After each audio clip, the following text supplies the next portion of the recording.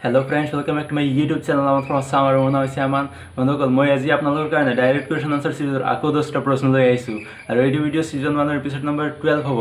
বন্ধুসকল ইয়াতে আৰু এটা কথা কৈ দিও যে এইটো ভিডিওত মনোবিজ্ঞানৰ ৰিলেটেড প্ৰশ্ন সোধা হ'ব, মানে সাইকোলজি ৰিলেটেড প্ৰশ্ন হ'ব। তো আপোনালোকে ভিডিওটো শেষলৈ চাই থাকিব। তো বলক আজি ভিডিওটো আমি আৰম্ভণিৰ পৰা ষ্টাৰ্ট কৰো।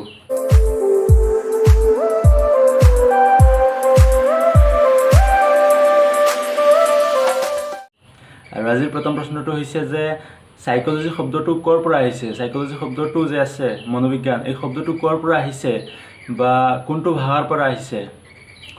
আৰু ইয়াৰ উত্তৰ হৈছে এই সাইকোলজি শব্দটো গ্ৰীক ভাষাৰ পৰা অনা হৈছে। হয় বন্ধুসকল, গ্ৰীক ভাষাৰ পৰা অনা হৈছে। গ্ৰীক ভাষাৰ দুটা শব্দ সাইকে আৰু লগস, এই দুটা শব্দৰ পৰা অনা হৈছে।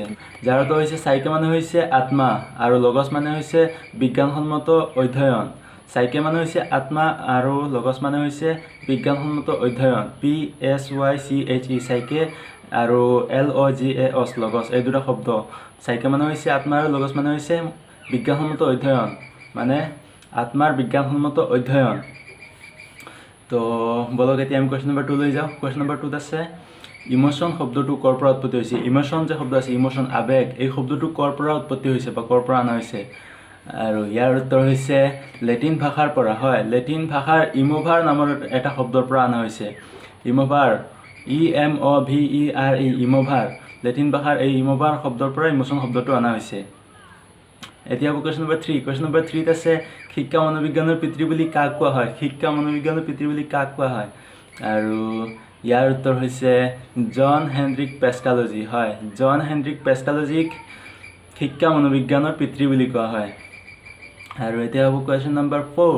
কোৱেশ্চন নম্বৰ 4 আছে পাৰ্চনেলিটি শব্দটো কৰ পৰা উৎপত্তি হৈছে। পাৰ্চনেলিটি, পাৰ্চনেলিটি আমাৰ ব্যক্তিত্ব বুলি কয়, অসমীয়াত ব্যক্তিত্ব বুলি কোৱা হয়। এই ব্যক্তিত্ব পাৰ্চনেলিটি শব্দটো কৰ পৰা উৎপত্তি হৈছে। আৰু ইয়াৰ উত্তৰ হৈছে লেটিন ভাষাৰ পাৰ্চনা নামৰ এটা শব্দৰ পৰা উৎপত্তি হৈছে। লেটিন ভাষাৰ পাৰ্চনা নামৰ এটা শব্দৰ পৰা পাৰ্চনেলিটি শব্দটো অনা হৈছে। পাৰ্চনা শব্দটোৰ অৰ্থ হৈছে ভাৱৰীয়াৰ মুখা। এই ভাৱৰীয়াৰ মুখাৰ শব্দটোৰ পৰা, পাৰ্চনা শব্দৰ পৰা পাৰ্চনেলিটি শব্দটো অনা হৈছে। আৰু এতিয়া হ'ব কোৱেশ্চন নম্বৰ 5। কোৱেশ্চন নম্বৰ 5 আছে আইকিউৰ সম্পূৰ্ণ ৰূপ কি। আইকিউ, এই আইকিউৰ সম্পূৰ্ণ ৰূপটো কি। আৰু ইয়াৰ উত্তৰ হৈছে ইণ্টেলিজেন্স কোৱেটিয়েণ্ট। ইণ্টেলিজেন্স কোৱেটিয়েণ্ট হৈছে আইকিউৰ সম্পূৰ্ণ ৰূপ, বুদ্ধাংক অসমীয়াত ক'লে। আৰু এতিয়া কোৱেশ্চন নম্বৰ 6। কোৱেশ্চন নম্বৰ 6ত আছে কোনে প্ৰথম আইকিউৰ ধাৰণাটো প্ৰদান কৰিছিল। কোনে প্ৰথম আইকিউৰ ধাৰণাটো প্ৰদান কৰিছিল। প্ৰধান নহয়, সৰি, প্ৰদানহে। প্ৰধান ক'লে আকৌ বেলেগ হৈ যাব, প্ৰদান বুলি ক'ব লাগিব। কোনে প্ৰথম আইকিউৰ ধাৰণাটো প্ৰদান কৰিছিল। আৰু ইয়াৰ উত্তৰ হৈছে ইংলেণ্ডৰ মনোবিদ উইলিয়াম ষ্টাৰ্নে। হয়, ইংলেণ্ডৰ মনোবিদ উইলিয়াম ষ্টাৰ্নে আইকিউৰ ধাৰণাটো প্ৰদান কৰিছিল। আৰু এতিয়া কোৱেশ্চন নম্বৰ 7। কোৱেশ্চন নম্বৰ 7 আছে কোনে বুদ্ধিৰ দ্বিকাৰক তত্ত্বটো উদ্ভাৱন কৰিছিল। কোনে বুদ্ধিৰ দ্বিকাৰক তত্ত্বটো উদ্ভাৱন কৰিছিল। হু was the propounder of two factor theory?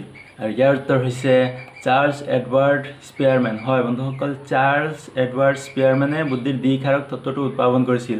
CHARLES, Charles, EDWARD, Edward, SPARMEN, Charles Edward স্পিয়াৰমেনে বুদ্ধিৰ দ্বিকাৰক তত্ত্বটো উদ্ভাৱন কৰিছিল। আৰু এতিয়া হ'ব কোৱেশ্চন নম্বৰ 8। কোৱেশ্চন নম্বৰ 8 আছে বুদ্ধিৰ বহুকাৰক বা পাৰমাণৱিক তত্ত্বটো কোনে উদ্ভাৱন কৰিছিল। বুদ্ধিৰ বহুকাৰক বা পাৰমাণৱিক তত্ত্বটো কোনে উদ্ভাৱন কৰিছিল। আৰু ইয়াৰ উত্তৰ হৈছে এডৱাৰ্ড লি থৰ্নডাইকে। হয়, এডৱাৰ্ড লি থৰ্নডাইকে বুদ্ধিৰ বহুকাৰক বা পাৰমাণৱিক তত্ত্বটো উদ্ভাৱন কৰিছিল। আৰু এতিয়া কোৱেশ্চন নম্বৰ 9। কোৱেশ্চন নম্বৰ 9ত আছে বুদ্ধিৰ সমূহ কাৰক বা অভিজাততান্ত্ৰিক তত্ত্বটোৰ উদ্ভাৱক কোন। বুদ্ধিৰ সমূহ কাৰক বা অভিজাততান্ত্ৰিক তত্ত্বটোৰ উদ্ভাৱক কোন। আৰু ইয়াৰ উত্তৰ হৈছে লুইচ লিয়ন থাৰ্ষ্টন। হয়, Louis Leon Thurstone, LOUIS, Louis LEON, Leon THURSTONE, Louis Leon Thurstone. Louis Leon থাৰ্ষ্টনে বুদ্ধিৰ সমূহ কাৰক বা অভিজাততান্ত্ৰিক তত্ত্বটোৰ উদ্ভাৱন কৰিছিল। আৰু এতিয়া কোৱেশ্চন নম্বৰ 10। কোৱেশ্চন নম্বৰ 10 মানেতো গম পায়, আজিৰ আমাৰ শেষৰটো প্ৰশ্ন, একদম লাষ্টৰ যিটো প্ৰশ্ন আছে সেইটো হৈছে কোৱেশ্চন নম্বৰ 10। আৰু কোৱেশ্চন নম্বৰ 10ত আছে মনোবিজ্ঞানৰ পিতৃ কোন। মনোবিজ্ঞানৰ পিতৃ কোন। আমি আগতে পাইছিলোঁ শিক্ষা মনোবিজ্ঞানৰ পিতৃ কোন। আমি কোৱেশ্চন নম্বৰ 3 পাইছিলোঁ চাগে শিক্ষা মনোবিজ্ঞানৰ পিতৃ কোন। আৰু ইয়াত আছে মনোবিজ্ঞানৰ পিতৃ কোন। আৰু ইয়াৰ উত্তৰ হৈছে Wilhelm Wundt, WILHELM, Wilhelm WUNDT, Wilhelm ৱুণ্ড।